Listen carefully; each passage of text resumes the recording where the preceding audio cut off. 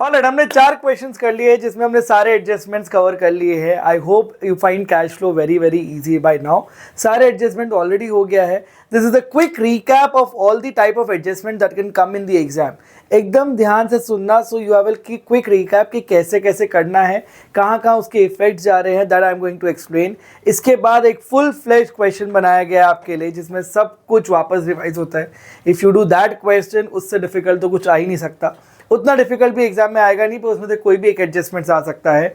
So let's do certain adjustment that we have already done. We did with important things to remember में सबसे पहले dividend के बारे में। सबसे पहले डिविडेंड 2 तरीके के होते हैं, एक होता है प्रपोज डिविडेंड और दूसरा होता है interim dividend. Interim dividend board of directors approve करते हैं, propose dividend share holders approve करता है, interim dividend board of directors ही करता है। सो जैसे ही एक साल खत्म होता है, बोर्ड ऑफ डायरेक्टर्स प्रपोज करता है कि इतना डिविडेंड देना चाहिए, and then in the next year there is annual general meeting that is being set. उस एनुअल जनरल मीटिंग में सारे शेयर होल्डर्स को बुलाया जाता है, वो डिक्लेयर करते हैं कि हाँ, जो प्रपोज किया गया डिविडेंड है वो सही है या नहीं है, वो चेंजेस भी कर सकते हैं। Once they approve it, that become declared dividend. So propose dividend साल के एंड में, अगले साल एनुअल जनरल मीटिंग होता है तो फाइनलाइज होता है। तो इस साल का प्रपोज डिविडेंड अगले साल पे होगा, तो हम उसको इग्नोर ही करेंगे क्योंकि ना उसमें पैसा आएगा ना जाएगा। पर लास्ट ईयर का प्रपोज डिविडेंड हम इस साल पे कर देंगे, तो इसलिए सिर्फ लास्ट ईयर का ही प्रपोज डिविडेंड को कंसिडर करना है। Now dividend is added in surplus, operating के सबसे पहले वाले सेक्शन में, और पैसा गया इसलिए वो फाइनेंसिंग से माइनस। पर इंटरिम डिविडेंड का ऐसा कोई झमेला नहीं है। जब एक कंपनी के पास बहुत सारे फंड्स होते हैं and the board of directors does not have future expansion needs currently right now of the funds, तो वो डिविडेंड डिक्लेयर कर देते हैं to the share holders. So that is known as interim dividend. इसमें आपको board of share holders का approval का जरूरत नहीं होता। दूसरा, हमने प्रपोज डिविडेंड या फाइनल डिविडेंड ऑलरेडी पढ़ लिया है। इसकी ट्रीटमेंट क्या होती है? Propose dividend of the previous year will be added in net profit that is surplus and it will be deducted from cash flow from financing. Proposed dividend of the current year को हम ignore ही कर देंगे, पर interim dividend का भी same ही effect आएगा।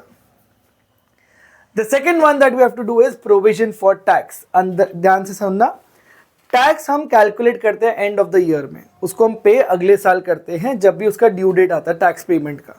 तो automatically previous year का टैक्स जो ओपनिंग बैलेंस होता है वो हम इस साल पे करेंगे और क्लोजिंग बैलेंस को हम अगले साल पे करेंगे। तो closing balance of tax becomes tax made और opening balance becomes tax paid. Now provision for tax में ही 3 ड्रामा आ सकता है। पहला, अगर क्वेश्चन में बैलेंस शीट के अंदर प्रोविजन फॉर टैक्स नहीं दिया हुआ है, ना ओपनिंग बैलेंस दिया हुआ है ना क्लोजिंग बैलेंस दिया हुआ है, और एडजस्टमेंट्स में आपको दिया हुआ है tax for the year is 20,000, तो उसी को टैक्स पेड मानने का और उसी को टैक्स मेड मानने का। टैक्स मेड ऊपर ऐड होगा सरप्लस में और टैक्स पेड लास्ट में माइनस होगा कैश जनरेटेड फ्रॉम ऑपरेशंस में। ये पहला है, जब ओपनिंग और closing balance of provision for tax is not given.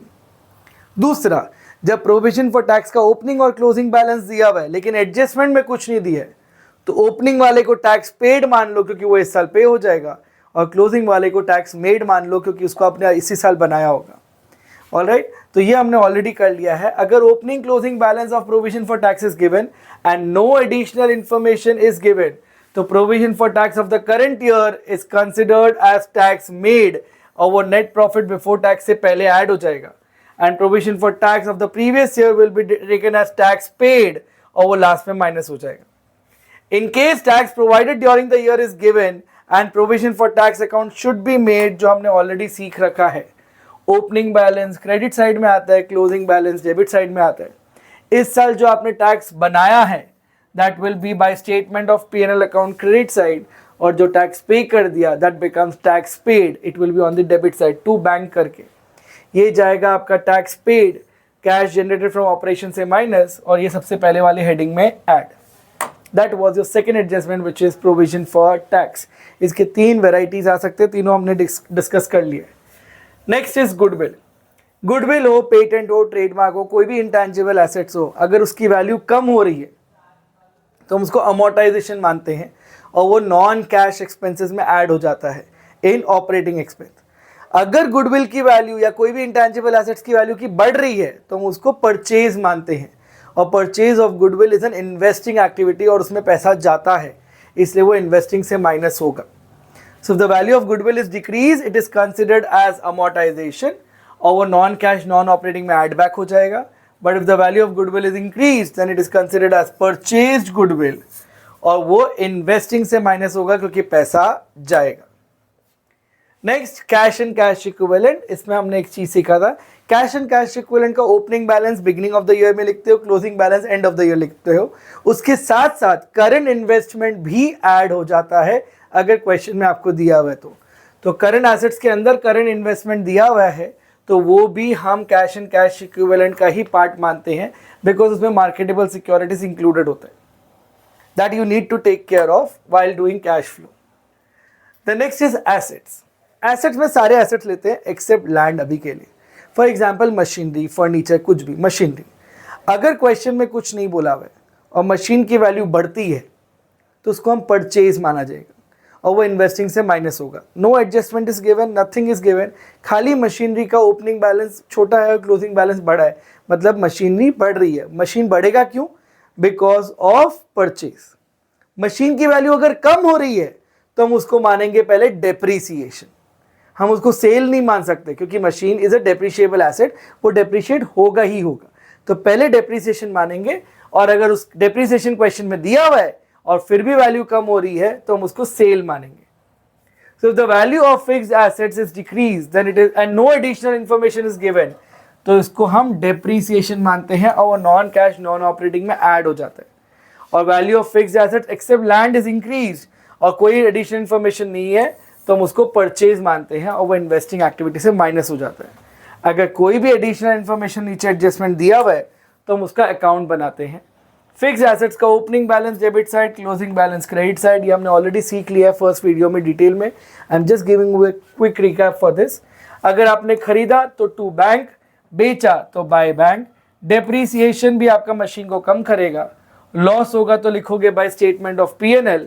Profit होगा तो टू स्टेटमेंट ऑफ P&L. इन दोनों में से एक ही आएगा, प्रॉफिट या लॉस में से.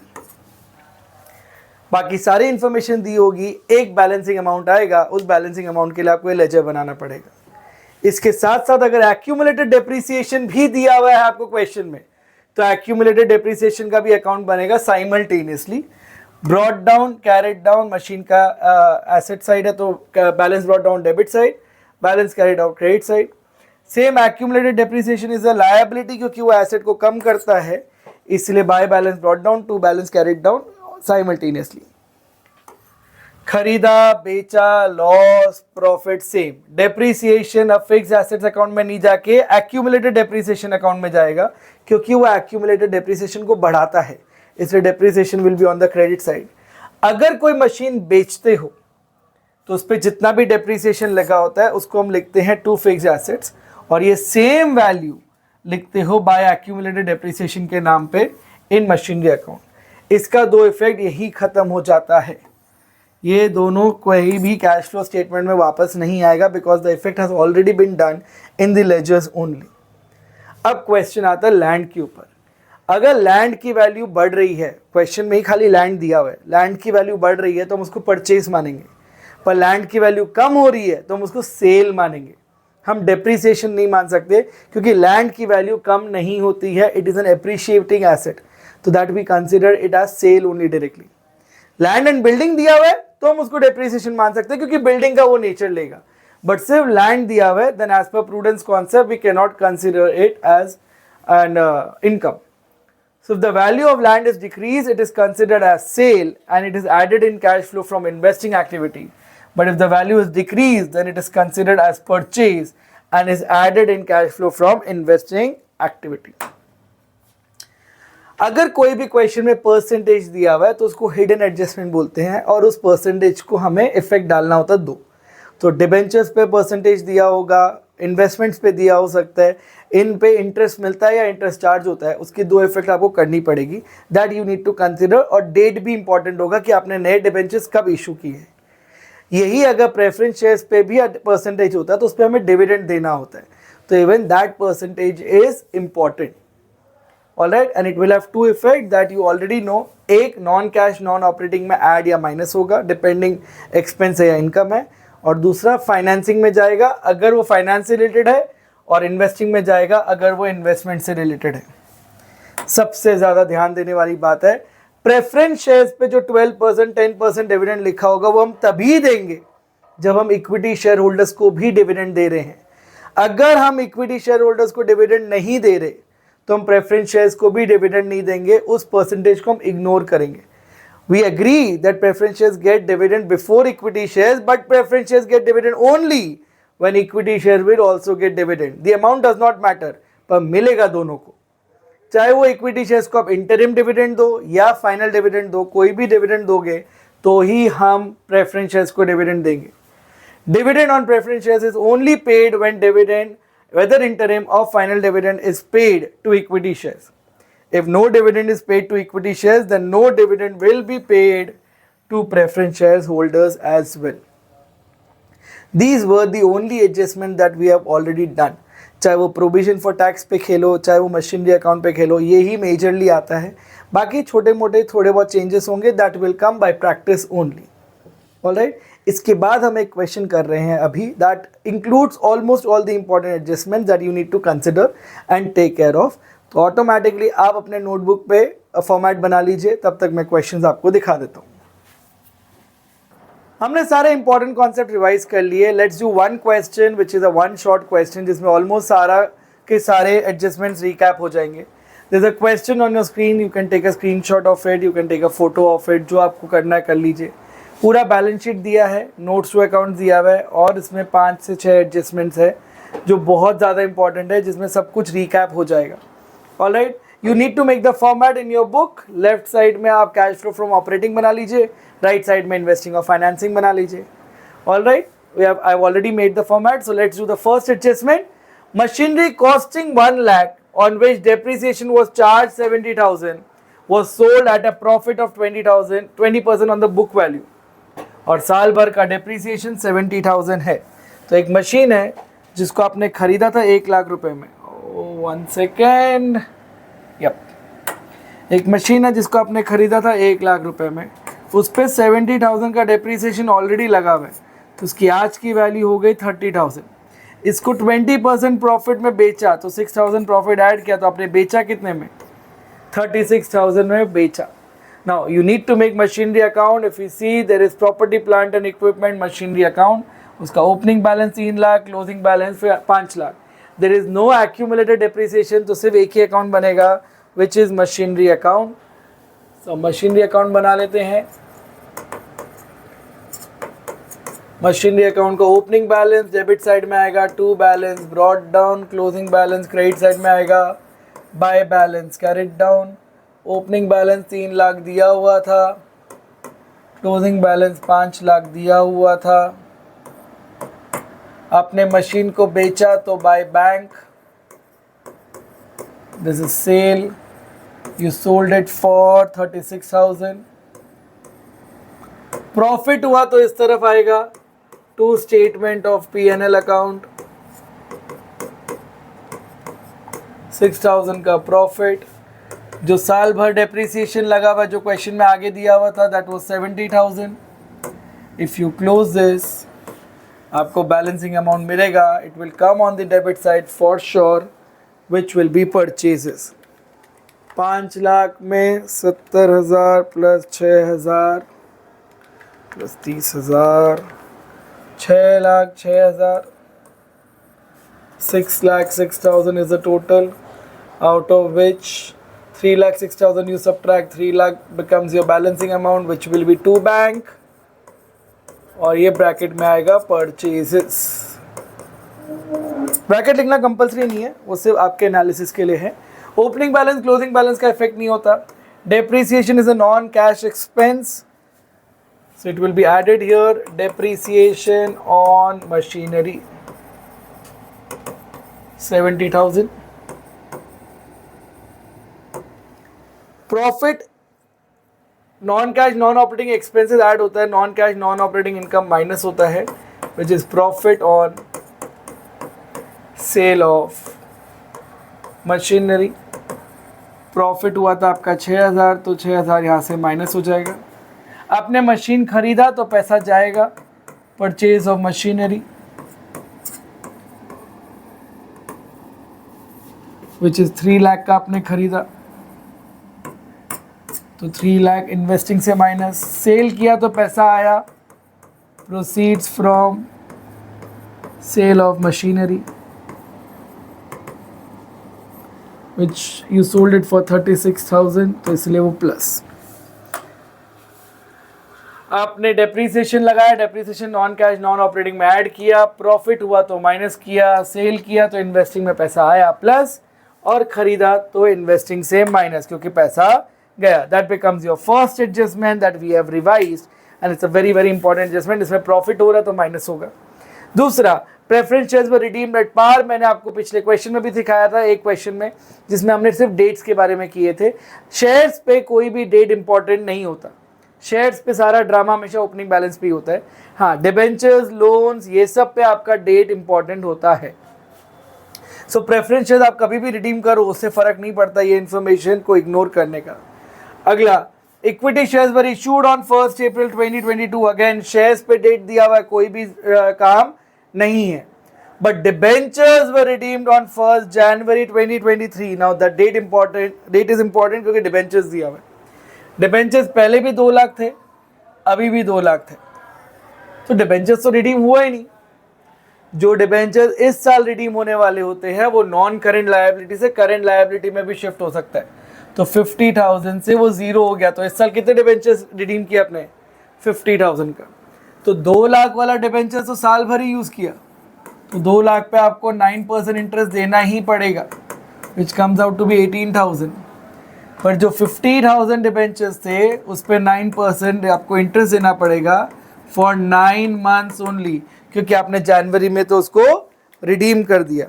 50,000 पे 9% for 9 months comes out to be 3375, और इसको ऐड कर दोगे तो 21375 becomes your total interest value. I hope you got the calculation. Debentures आपने रिडीम किए 1 जनवरी को, तो ये 2 लाख वाला डिबेंचर साल भर यूज किया तो साल भर का इंटरेस्ट दिया 9%। 9% हमने यहाँ से निकाल लिया। पर 50,000 आपने रिडीम कर दिया जनवरी में, तो सिर्फ 9 मंथ्स का आपको इंटरेस्ट देना पड़ेगा। कैलकुलेशन करके टोटल इंटरेस्ट आया 21,375। It's a non cash non operating expenses, इसलिए यहाँ पर ऐड होगा इंटरेस्ट ऑन 9% डिबेंचर्स 21375। पैसा गया इसलिए फाइनेंसिंग से minus, because it is related to debenture which is financing. Interest on 9% debentures.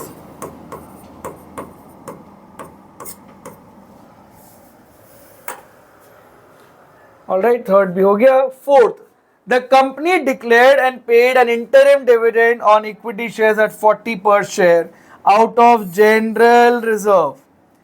और कंपनी ने कोई भी फाइनल डिविडेंड नहीं डिक्लेयर किया, तो कंपनी ने जो इंटरिम डिविडेंड दिया है वो इक्विटी शेयर्स को दिए हैं, और वो आपने जनरल रिजर्व से दिए। तो जनरल रिजर्व का वैल्यू पहले 3,75,000 था, वो 1,35,000 हो गया, तो 2,40,000 जनरल रिजर्व कम हुआ। ये जनरल रिजर्व कम क्यों हुआ? क्योंकि आपने इसे डिविडेंड पे कर दिया। तो डिविडेंड पे किया तो एक इन्वेस्टिंग फाइनेंसिंग से माइनस, क्योंकि पैसा गया, इंटरिम डिविडेंड पेड।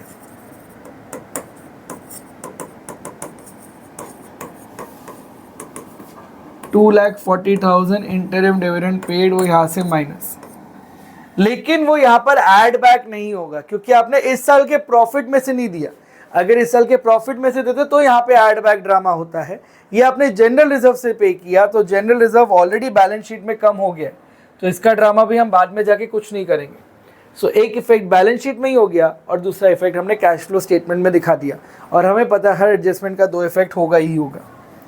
ऑलराइट, वो 40% कैलकुलेट करने, 40 रुपीज़ पर शेयर कैलकुलेट करने की जरूरत नहीं है। इट इज़ क्लियर कि कितना भी जनरल रिजर्व कम हुआ हो, that is paid to as interim dividend to equity shares.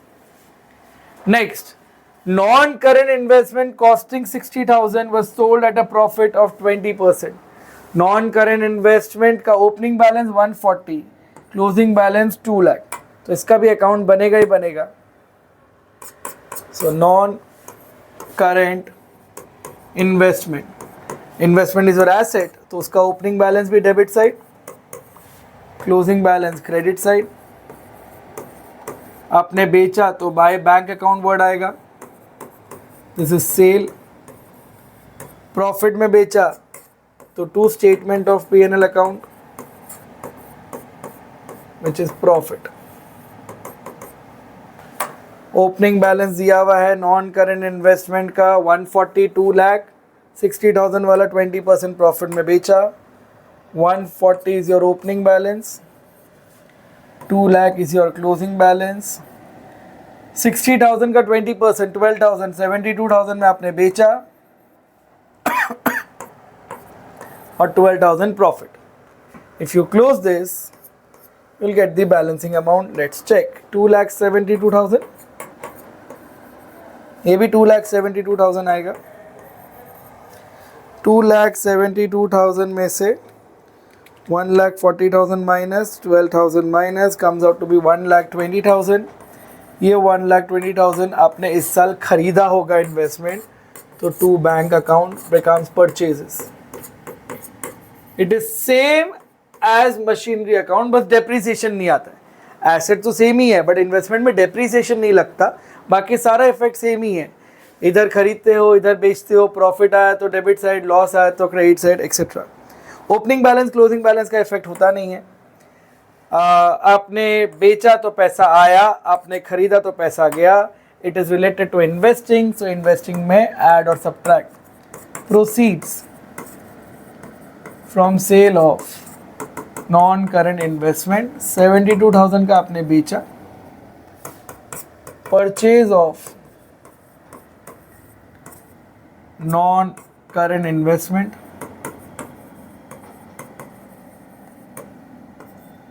आपने 1,20,000 का खरीदा,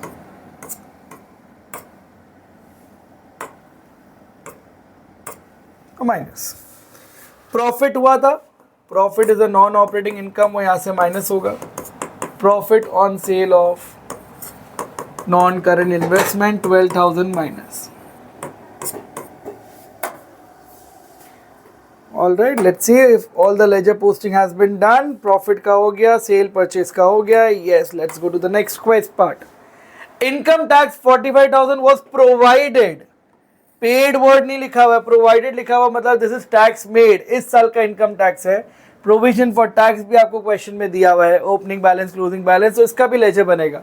25,000 इज ओपनिंग, क्लोजिंग इज 50 और tax provided is 45। So provision for tax का भी लेजर बनेगा। प्रोविजन फॉर टैक्स का लेजर इज योर लायबिलिटी। इसका ओपनिंग बैलेंस क्रेडिट साइड में आएगा, by balance brought down, to balance carried down. इस साल आपने प्रोविजन बनाया तो by statement of P N L account, this is tax made. ये फिक्स पैटर्न ही है बेटा, इस 4 के अलावा इसमें कुछ नहीं आता। और पे कर दिया तो टू बैंक अकाउंट, क्योंकि वो प्रोविजन को कम करेगा इसलिए डेबिट साइड में, this is tax paid. Opening balance 25,000 दिया हुआ है, क्लोजिंग बैलेंस 50,000 दिया हुआ है। Tax paid during the year is 45,000। Tax made during the year, tax provided मतलब tax made during the year is 45,000। If you close this 70,000, 70,000, balancing amount becomes 20,000। Opening balance closing balance के effect होते नहीं है। Tax paid 20,000 वो यहाँ से minus होगा cash generated from operation से, और टैक्स मेड सबसे पहले ऐड होता है जिसका नाम हम लिखते हैं प्रोविजन फॉर टैक्स। 45,000 क्वेश्चन में ही दिया हुआ था, लेजर से भी आ गया।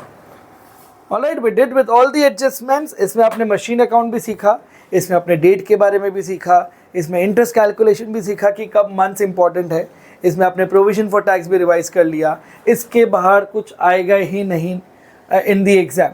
बोर्ड्स में ये मैक्सिमम लेवल ऑफ क्वेश्चन आ सकता है, high chances. Let's do the remaining part of balance sheet. Equity and liability, share holders fund, share capital. Share capital में नोट नंबर 1 दिया है तो हम नोट नंबर 1 देखेंगे। इक्विटी शेयर कैपिटल पहले 3 लाख का था, अब 6 लाख का हो गया, तो आपने 3 लाख शेयर्स इशू किए, पैसा आया, इसलिए फाइनेंसिंग में add. Proceeds from issue of equity shares 3 lakh रुपए आए। 12% प्रेफरेंस शेयर्स 2 लाख था, 1 लाख हो गया। आपका प्रेफरेंस शेयर्स कम हो गया, कम इसलिए हुआ होगा क्योंकि आपने उसको रिडीम कर दिया होगा। Redemption of 12% preference shares,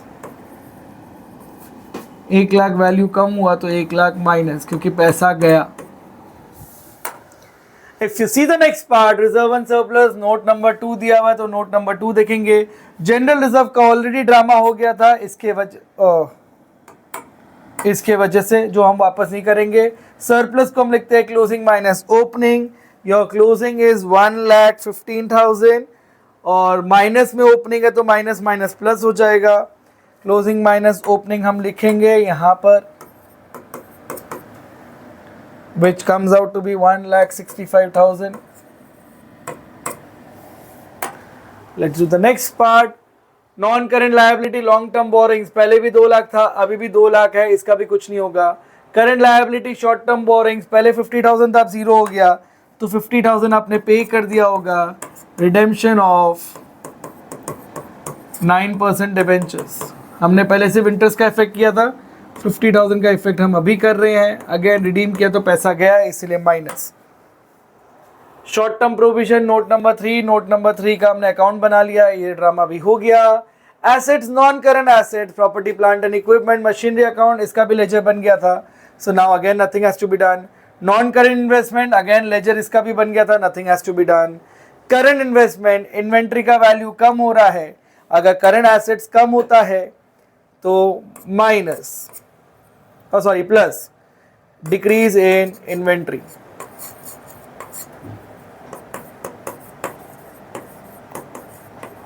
inventory का वैल्यू कम कितना हो रहा है, 2 लाख था, 1.5 लाख हो गया, 50,000 is the value that has decrease. अगर करंट एसेट्स कम होते हैं तो प्लस।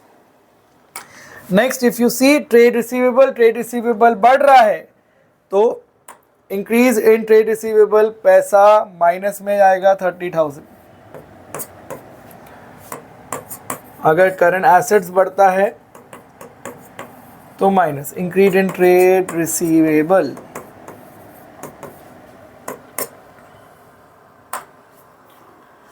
अगर cash and cash equivalent, opening balance 3,10,000, closing balance 170, opening balance 3,10,000, closing balance 1,70,000 आपका आंसर आना चाहिए। तो एक बार मैंने साइड में लिख दिया just to check your entire question is done. हमने सारे एडजस्टमेंट्स किए, फिर हमने बैलेंस शीट को सीरियल ऑर्डर में किया। It's a fix pattern of how we are following it, so kindly do it in the same manner, पक्का answer आएगा ही आएगा। Let's close this laser. 45,000 इसका टोटल, इन दोनों का टोटल 2,10,000, इसका टोटल 70,000 माइनस 6,000,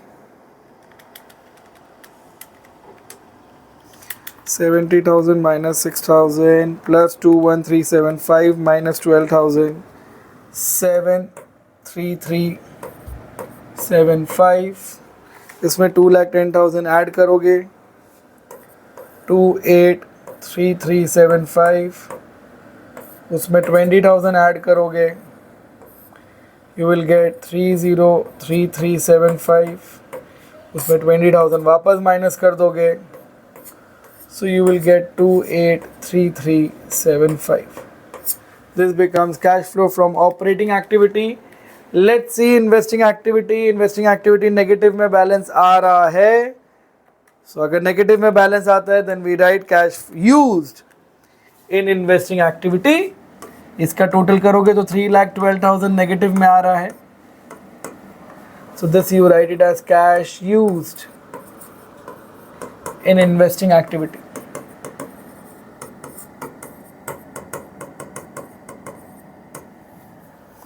फाइनेंसिंग एक्टिविटी भी शायद नेगेटिव में आ रहा है क्या, देखते हैं। 3 lakh minus 21,375 minus 2,40,000 minus 1 lakh minus 50,000, it's 111,375 negative. Let's cross check once. 3 lakh minus 2,40,000 minus 21375 minus 1 lakh minus 50,000. Yeah. If you add cash flow from operating, अच्छा इसमें एक ड्रामा हमने करा ही नहीं अभी तक. Let's do that drama. Please pay attention. We forgot one adjustment. We need to do the calculation again. हमने company ने इंटरिम डिविडेंड दिया था इक्विटी शेयर्स को, और अगर कंपनी इंटरिम डिविडेंड देती है इक्विटी शेयर्स को तो हमें प्रेफरेंस शेयर्स को भी डिविडेंड देना है, और परसेंटेज का हमने ड्रामा ही नहीं किया. तो 12% on 2 lakh we have to provide 24,000 as dividend. Dividend investing से फाइनेंसिंग से माइनस होता है. डिविडेंड ऑन 12% प्रेफरेंस शेयर्स 24,000 भी पैसा जाएगा, और वो यहाँ पर ऐड भी होगा. Dividend on 12% preference shares 24,000.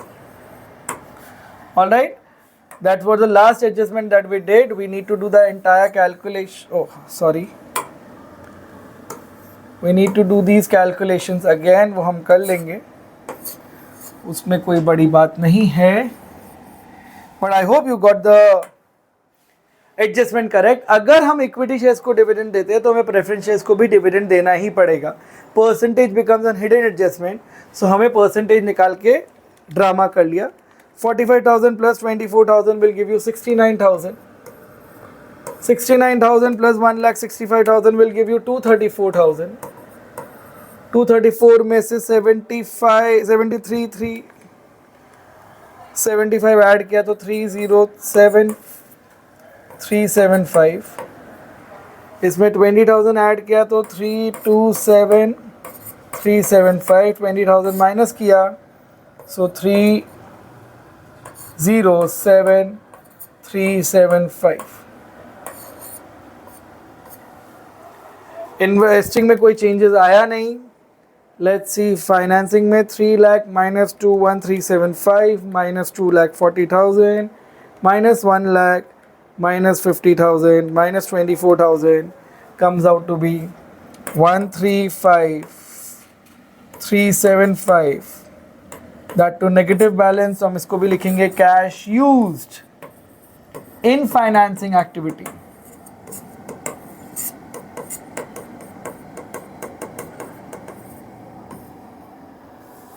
Alright, if you add these,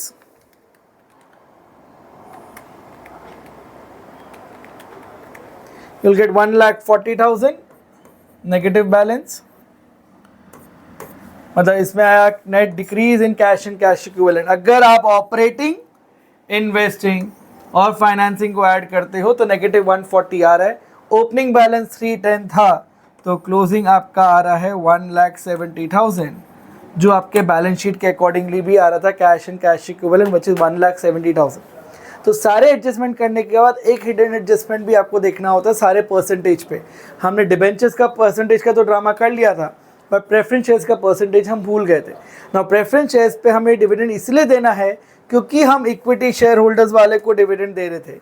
यहाँ लिखा हुआ तो है क्लियरली कि हम इक्विटी शेयर्स वाले को फाइनल डिविडेंड नहीं दे रहे, बट हमने बिकॉज उनको इंटरिम डिविडेंड दिया इसीलिए हमें उसको प्रेफरेंस शेयर्स वाले को डिविडेंड देना ही पड़ेगा.